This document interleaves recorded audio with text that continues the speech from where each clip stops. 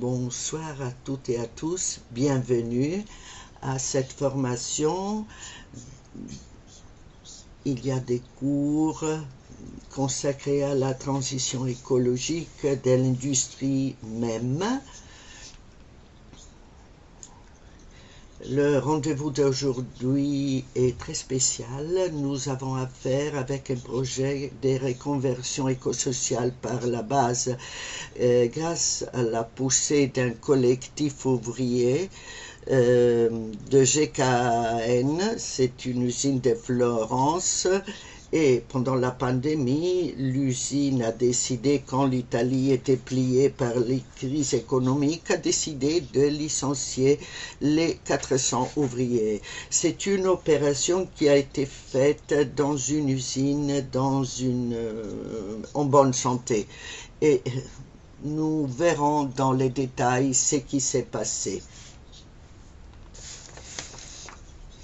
À partir de ce moment-là, un parcours de résistance extraordinaire a démarré avec des manifs à Florence et pas seulement. Les ouvriers sont entrés, sont encore là, ils ont une assemblée permanente et nous allons voir comment ils ont transformé l'une des localisations dans un parcours de résistance ouvrière très important. Je viens de revenir du festival de littérature Working Class. C'était une émotion énorme. Il est difficile pour moi de garder un peu de recul. C'est un festival qui a lieu dans l'usine et qui a été fondé par le collectif GKN. Malgré les 1700 jours sans salaire, moi, avec des militants Unia Tessin, avec beaucoup d'activistes, avec des travailleurs, nous avons vécu des moments extraordinaires. Tout cela est possible à la résistance de ces compagnons, de ces ouvriers qui vraiment ont créé des prémices de lutte même en dehors de leur usine. Avant d'entrer dans le vif du sujet avec M. Mazzone, je voulais dire comment la soirée va se dérouler. Tout d'abord, il y aura une présentation technique, c'est une formation, comme vous le savez. Nous aurons 3 quarts d'heure consacrés à un projet complexe qui a eu besoin du savoir-faire ouvrier et de beaucoup d'intelligence solidaire. Ensuite, il y aura les questions vers 8 heures. Il y aura une petite pause pour les interprètes qui seront fatigués. Ensuite, on passera à la partie politique et à la partie solidaire. Nous allons essayer de comprendre comment soutenir depuis la Suisse ce projet de réindustrialisation. La partie politique n'est pas détachée du processus d'industrialisation. Nous savons qu'il n'y a pas de transition sans un processus politique et de redistribution. Je ne veux pas m'attarder. J'aimerais dire quelque chose de Leonardo Mazzone. Il est très gentil. Monsieur Mazzone est chercheur de l'Université de Florence, mais il est là ce soir surtout en tant que responsable du plan de réindustrialisation. Depuis des années, il suit cette histoire. C'est l'une des personnes les plus informées et il va nous expliquer ce plan très complexe. En tant que chercheur, il s'est occupé des entreprises récupérées. Il a publié Rinascita Cooperativa, et puis il y a les sous-titres, et l'ouvrage est publié par Veltrinelli. Ensuite, Lotte per la métamorphosie, un autre livre qui vient de sortir. Nous avons également M. Dario Salvetti, nous sommes honorés de l'avoir. Il est ouvrier de GKN, c'est l'un des visages de la lutte. Il est là depuis 2013, il est métallo. Il est également délégué syndical de FIOM CGIL, qui est le syndicat qui défend les droits des métallos. En 2018, il a fondé le collectif d'usines qui sera le protagoniste de cette lutte. Il a écrit 2 livres, Questo lavoro non è vita et Per una vita bella, 2 livres récents où il a parlé également de cette bataille. Je passe la parole à Leonard Mazzone, qui va nous présenter le plan de réindustrialisation. Et puis, je poserai mes questions et vous les vôtres. Merci, merci infiniment, Mattia. Merci, Moritz. Merci à toutes et à tous. Je vais essayer de parler lentement pour ne pas trop stresser les interprètes. J'entre tout de suite dans le vif du sujet. Je parlerai de ce plan de réindustrialisation de l'ancienne GKN. J'essaierai d'être très concis, très court et très exhaustif. Ensuite, je laisserai la parole à Dario, qui est le mieux placé pour expliquer le travail qui a été fait et la lutte qui a été menée par les ouvriers. J'espère que vous voyez l'écran partagé et les transparents.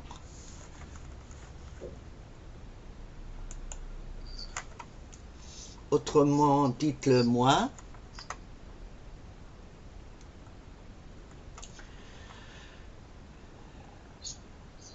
Alors, la présentation est divisée en 3 parties. Je parlerai tout d'abord des principes préliminaires et les conditions remplies par le projet industriel. Je vous parlerai des secteurs intéressés par ce nouveau projet industriel et aussi je vous parlerai de l'impact socio-économique du projet. Les 2 prémices. Je vais vous présenter les résultats d'un travail qui dure depuis 4 ans. Sur les transparents, vous voyez 3 ans, mais entre-temps, le temps est passé. Alors, on parle de 4 ans de travail solidaire, des savants, des chercheurs, des universitaires, des professionnels, des secteurs industriels nous ont aidés vraiment de façon solidaire. Ce projet industriel pourrait créer la première boîte à même d'intégrer sur le marché italien et européen la production de panneaux photovoltaïques, l'installation, la récupération à l'issue de leur cycle de vie et la production de vélos cargo. Ce plan considère les énergies renouvelables et la mobilité douce.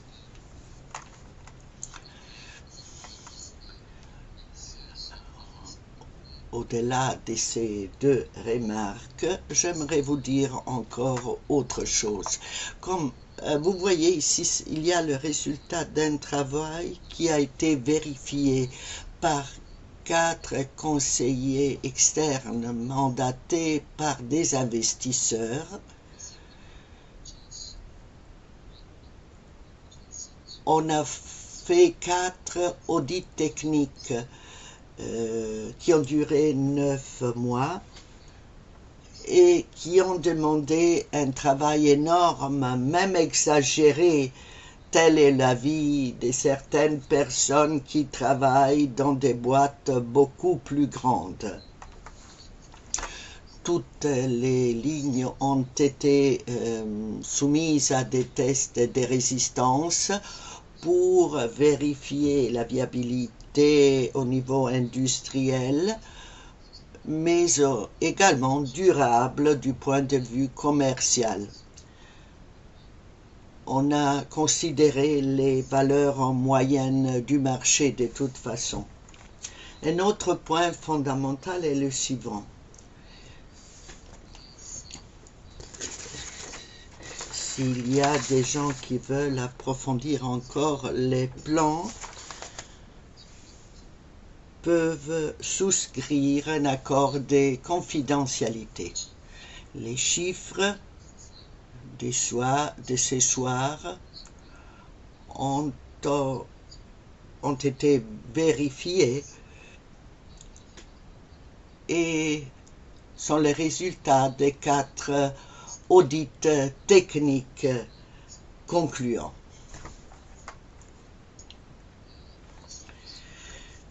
Nous voyons maintenant un bref historique de la réindustrialisation par le bas. Un an après le licenciement par courriel, les travailleurs ont rencontré le mouvement écolo et ils ont commencé à penser à un projet de réindustrialisation par le bas et qui puisse viser la durabilité écologique. À la fin de 2022, il y a une première mouture de plan qui voulait assurer une certaine continuité à la production des dénis essieux du secteur de l'automobile, en considérant les besoins du transport public urbain, qui était un sujet que l'Europe nous avait demandé.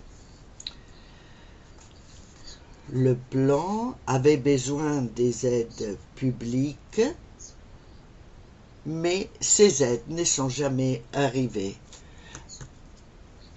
Au début de 2023, nous lançons un scouting industriel. Nous trouvons une start-up italo-allemande. Elle nous propose une technologie de pointe pour le photovoltaïque. Nous avions déjà compris que l'aide publique n'arriverait. Et la nouvelle propriété, nous l'avions compris, ne réaliserait jamais la réindustrialisation parce que cette boîte n'était plus venue en négociation, etc. Alors, un nouveau plan voit le jour avec un nouveau core business axé sur les photovoltaïques. Pendant l'année 2023, nous voyons si la technologie est bonne. Nous créons la coopérative GFF pour avoir un outil juridique pour commencer à passer des accords et avoir du capital par lesquels payer les professionnels qui devaient veiller sur notre travail. Nous parvenons à collecter à 150 000 € pour soutenir la coopérative. En juillet 2023, il y a la création de la coopérative GFF et après une due diligence interne, nous voyons que la technologie promise par la start-up italo-allemande n'était pas prête. Donc, nous lançons la 3e phase de la réindustrialisation. Cette phase prévoit la production des panneaux photovoltaïques custom personnalisés intégrés au bâtiment. Pourquoi tout cela parce que la start-up n'était plus là et on ne pouvait plus compter sur des matières premières produites au niveau local. Tel était le pari de la start-up. Donc il fallait s'adresser à des fournisseurs de nouvelles lignes photovoltaïques et il fallait aborder la position du marché qui était dominée par des panneaux photovoltaïques issus de la Chine à des coûts très bas. Donc, nous trouvons un fournisseur au niveau européen. Il fait partie de Mondragon, un groupe qui se base complètement sur des coopératives. Et nous voyons que les boîtes qui produisent du photovoltaïque en Europe se sont spécialisées dans la production de panneaux photovoltaïques intégrés au bâtiment. Ces panneaux peuvent être réalisés en couleurs, en dimensions différentes. Et comme ça, on peut couvrir ses besoins en Italie et aussi dans le centre et le nord de l'Europe. Ces panneaux sont idéaux pour requalifier les bâtisses déjà existantes et cela encourage bien entendu l'efficacité énergétique. Nous associons à cela l'installation des panneaux et la récupération des panneaux en fin de cycle de vie. Et puis, nous pensons à la production de vélos cargo.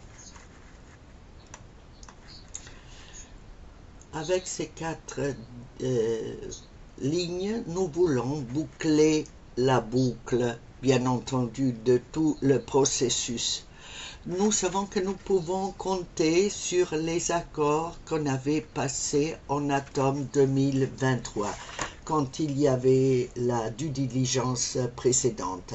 Nous savions pouvoir compter sur une population, un réseau solidaire et sur toute l'expérience et les compétences accumulées au cours de 2023. En 2024, nous recevons de Banque Effica, qui est un accord pour des prêts à taux préférentiels aux clients qui achèteront des panneaux chez GFF. Nous avons des accords commerciaux préliminaires assortis des conditions de plus en plus strictes et en mai 2024, nous intervenons sur un autre point et qui ne concerne seulement la reconversion écologique de la production, mais également le site à partir duquel on pourra produire. L'établissement ex-GKN est toujours de propriété de l'une des entreprises détenues qui avait déclaré la liquidation volontaire en 2024. Nous écrivons une loi régionale pour les consortiums publics. Cela prévoyait la récupération également des entreprises. Ces regroupements industriels devaient créer un condominium industriel qui pouvait abriter aussi d'autres centres de recherche, etc. Cette loi sera adoptée à la fin de 2024.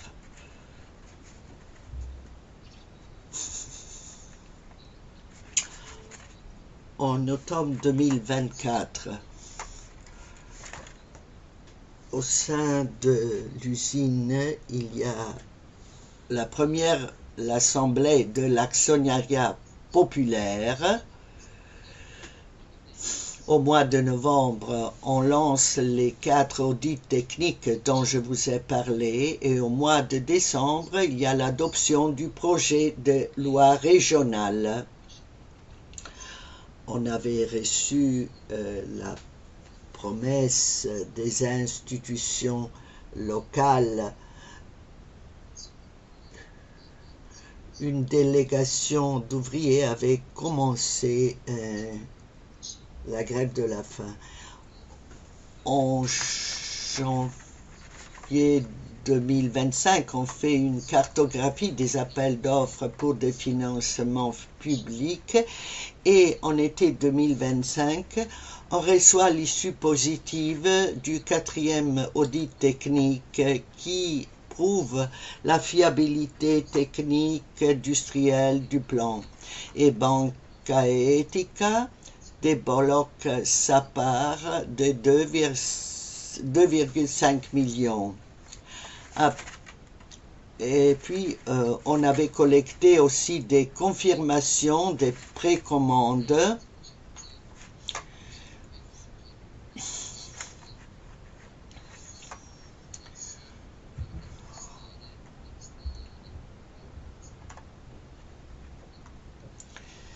Nous faisons une analyse des parts des marchés et nous définissons des indicateurs d'impact social.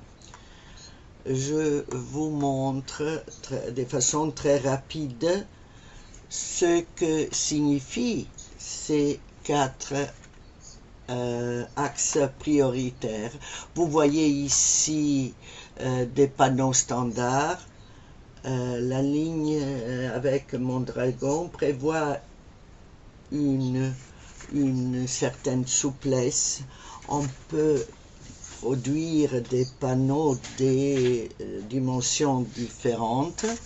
On peut produire des panneaux personnalisés ou custom avec un vitrage différent, avec une forme, une transparence, avec un backsheet, etc.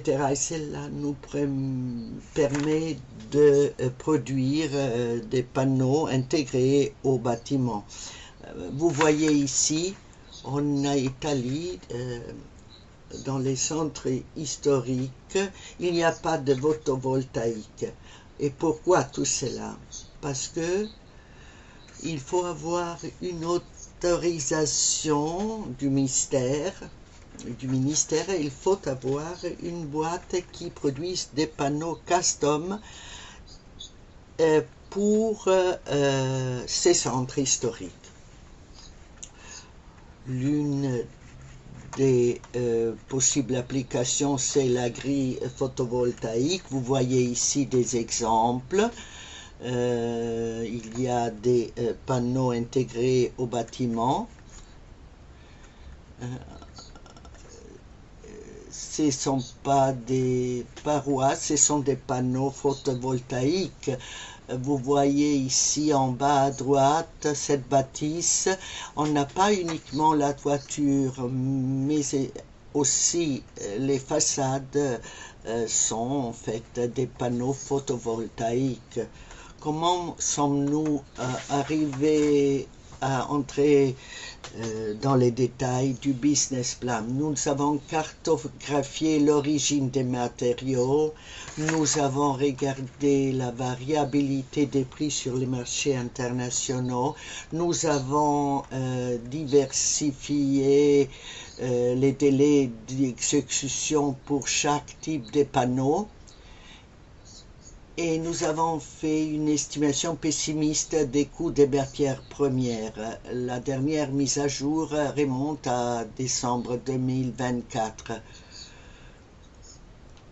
quand on était au beau milieu de la due diligence. Nous avons défini ensuite une grille tarifaire compétitive et GFF devient revendeur direct auprès des clients particuliers B2C et aussi vis-à-vis des entreprises. Nous avons récolté 26 mégabytes de commandes. Ça équivaut à 62% de la production des panneaux standards prévus pour la première année. C'était une des requêtes qui avait été posée par l'un des investisseurs. C'est le même qui nous avait imposé 9 mois de due diligence. Au sein de ce 62% de la production des panneaux standards, il y a des entreprises spécialisées dans l'efficacité énergétique. Cette requête est très lourde pour un plan industriel qui considère surtout les panneaux custom et BIPV. Nous devions démontrer que dès la première année, on pouvait faire la plupart de la production avec des panneaux standards. Ensuite on passe à la récupération et au recyclage des panneaux photovoltaïques. Il s'agit de récupérer les panneaux en fin de vie, de les traiter, de recycler les matériaux des panneaux et de réutiliser les matériaux recyclés dans de nouveaux produits. Ainsi, on peut parler de boucler la boucle. Vous aviez des chiffres ici. Quant à l'installation, vous voyez la superficie couverte 2200 mètres carrés, surface à l'air libre 2000 mètres carrés. Vous savez, en Italie, il y a très peu d'installations de traitement. Dans ce cas-là, le marché ne représente pas une inconnue. À partir de cette année et dans les années à venir, la quantité de panneaux qui attendent le recyclage aura une flambée. On a besoin d'un acteur de ces proportions.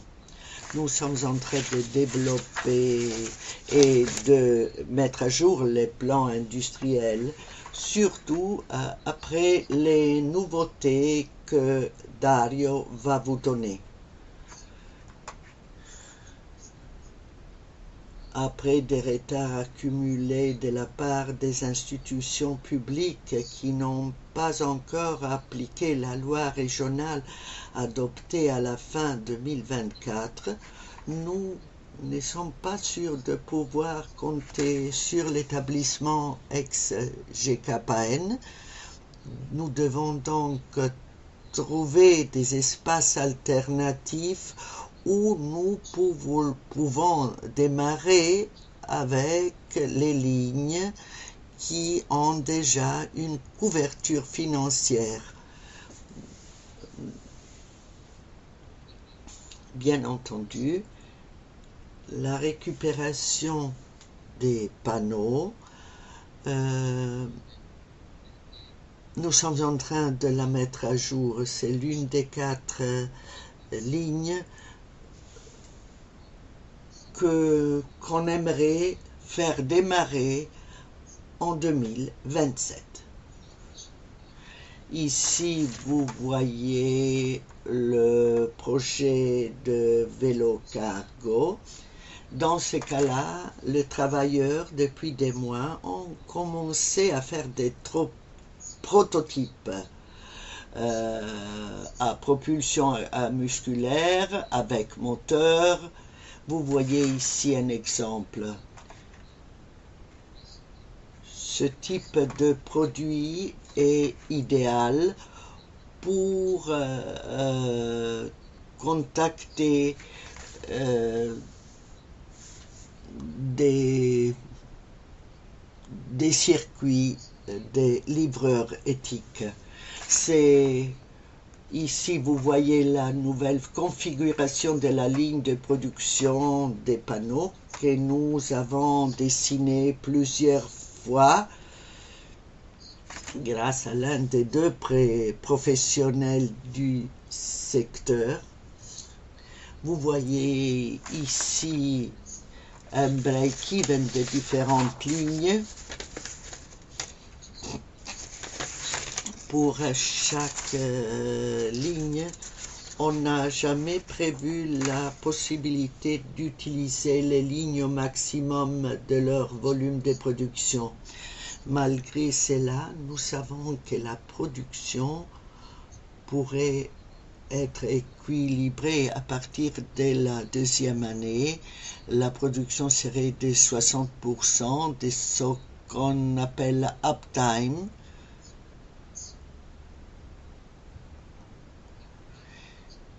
Et j'ajoute, le tout a été réduit par rapport à la fiche technique que le producteur nous a fournie sous pression du conseiller qui a fait la due diligence, l'installation des panneaux avec 50% de la capacité d'installation.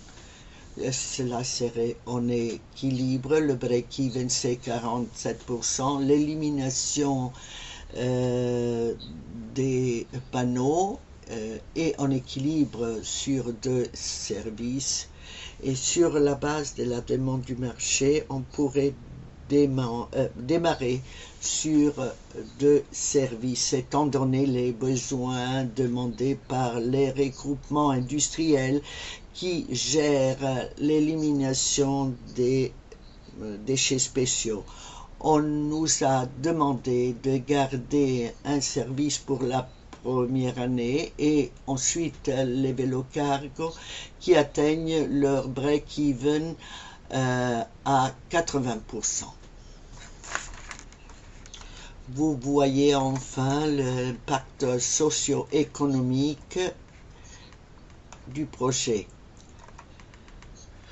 Vous voyez les chiffres, bien entendu, ici, l'impact économique, il y a une première année en perte et à partir de la deuxième année, vous voyez les résultats après tous les stress tests effectués.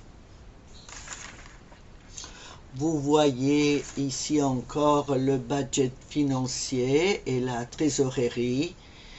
Il faut dire que l'ensemble du plan économique de la production des panneaux a été établi de manière pessimiste sur la base du prix le plus bas du tarif appliqué. Le prix le plus bas est celui que l'on applique aux grossistes et aux installateurs des grandes installations. Nous savons par contre que si la production démarre, les panneaux seront vendus également à d'autres acteurs du marché, à d'autres boîtes d'installation et à des particuliers. Malgré cela, tous les chiffres que vous voyez ont été calculés en considérant que la vente dépannée c'est basé sur les marges inférieures que l'on applique aux grossistes. Et vous voyez ici l'impact sur l'emploi du projet industriel. Vous voyez toutes les lignes. La production aurait absorbé 46 effectifs, l'installation 17, la récupération 26, la fabrication de vélos cargo 10, et ensuite, si la région avait fait quelque chose de façon cohérente, on avait pensé à 10 effectifs absorbés par le condominium industriel. Et on cite la loi de 2024 qui a été adoptée. Cette loi n'a pas eu de suite pendant l'année 2025. Au mois de mars 2025, tous les travailleurs de l'ancienne GKN ont été définitivement licenciés. À partir de ce moment-là, jusqu'à aujourd'hui, chaque mois qui passe est un mois où l'indemnité de chômage est épuisée, bien entendu. Si le temps de la réindustrialisation et du consortium était aligné, alors l'indemnité de chômage, on l'aurait pu employer pour capitaliser la coopérative.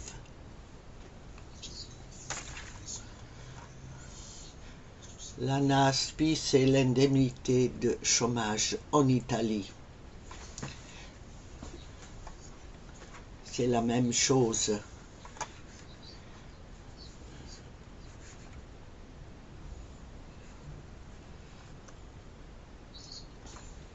Tels sont les paramètres de la durabilité écologique et sociale du projet.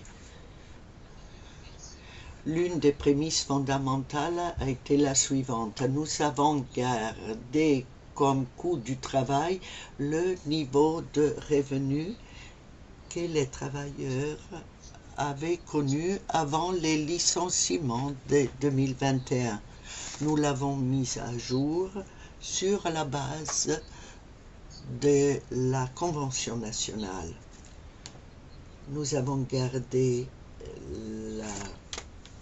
l'attention sur la durabilité légère et durable avec la production des vélos cargo et puis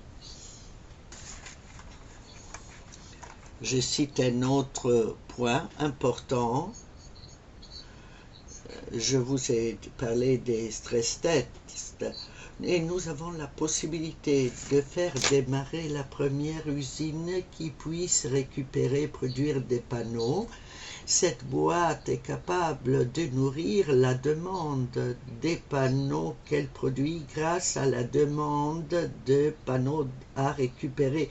Quand des particuliers et des entreprises doivent remplacer leurs panneaux, et donc avoir une usine comme la GFN qui fait les deux choses, cela nous permet une chose magnifique. Malgré cela, chaque ligne, chaque secteur du plan industriel a subi des tests de résistance, comme si la coopérative GFF était composée par 4 entreprises qui ne se parlent pas pendant toute l'année. C'est comme si la production devait vendre ses panneaux uniquement à des boîtes qui ne demanderont pas l'installation des panneaux, comme si elle devait vendre des panneaux uniquement à des entreprises qui ne demanderont pas la substitution de panneaux de recyclage.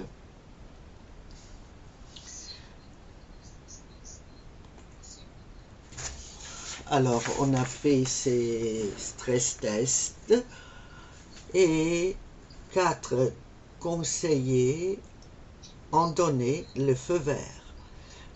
L'investisseur qui avait commandé les 9 mois de due diligence n'a pas délibéré.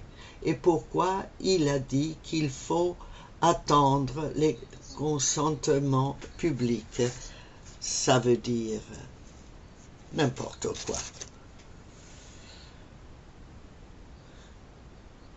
J'ai terminé. Si vous avez des questions, je reste à votre disposition.